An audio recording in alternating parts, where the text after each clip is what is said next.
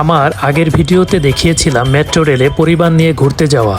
এই ভিডিওতে দেখাবো রমনা কালী মন্দির। ঢাকার অন্যতম ঐতিহাসিক ও পূজনীয় স্থান এই রমনা কালী মন্দির। বহু পুরনো ইতিহাস বহন করে এই মন্দিরটি। এটি প্রায় 1000 বছরেরও পুরাতন বলে বিশ্বাস করা হয়।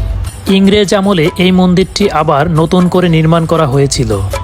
ঢাকার সোহরাওয়ার্দী উদ্যানের দক্ষিণ দিকে 2.22 একর জমির ওপর প্রতিষ্ঠিত এই রমনা কালী মন্দির। বিশাল এলাকা নিয়ে মন্দিরের চারপাশ গাছপালায় আবিষ্ট।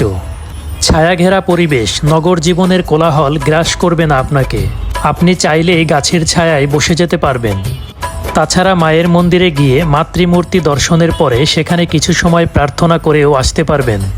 শোনা যায় শত শত বছর আগে সন্ন্যাসী গোপালগিরি ঢাকায় এসে রমনায় প্রথমে একটি আখড়া স্থাপন করেন। তখন এই আখড়া কাঠঘর নামে অভিহিত হয়। পরে এখানে মূল মন্দিরটি নির্মাণ করেন হরিচরণ গিরি। হরিচরণ গিরি কর্তৃক নির্মিত নতুন মন্দিরটি বাঙালি হিন্দু স্থাপত্য রীতি বহন করেছিল। এবার একটু মন্দিরে পরিবার নিয়ে ঘোরার অভিজ্ঞতা শেয়ার করি। খুবই শান্তিপূর্ণ, পরিপূর্ণ ও মন ছুঁয়ে যাওয়ার মতো একটি স্থান। বিশেষ করে যদি কেউ ধর্মীয় অনুভূতির সঙ্গে ঘোরে, তবে আমার মতে এখানে সকাল সকাল আসাটাই উপযুক্ত মনে করি। তাতে শহরের কোলাহল এড়ানো যায় এবং স্বস্তিদায়কও বটে। মন্দিরে ঢুকতে স্নিগ্ধ পরিবেশ, ধূপধুনো আর ঘণ্টাধ্বনি মনটা প্রশান্ত করে দেয়। পরিবারের ছোটরাও বেশ আগ্রহ নিয়ে চারপাশ দেখে। মন্দিরে মা কালীকে দর্শন করে কিছুক্ষণ বসে ধ্যান বা প্রার্থনা করা একটা আধ্যাত্মিক শান্তি দেয়। পূজার পরপরই পরিবার নিয়ে পাশের রমনা পার্কে হেঁটে বেড়ানো যায়। বাচ্চারা দৌড়াদৌড়ি করে, বড়রা ছবিও তোলে। চাইলে কিছুক্ষণ সরোবরের পাশে বসে হালকা খাবার খাওয়া যায়। মন্দির প্রাঙ্গণে সবাই নিয়ম মানে, জুতা খুলে ঢোকে, কেউ উচ্চস্বরে কথা বলে না, যা পরিবার নিয়ে ঘোরার সময় একটা ইতিবাচক অভিজ্ঞতা তৈরি করে।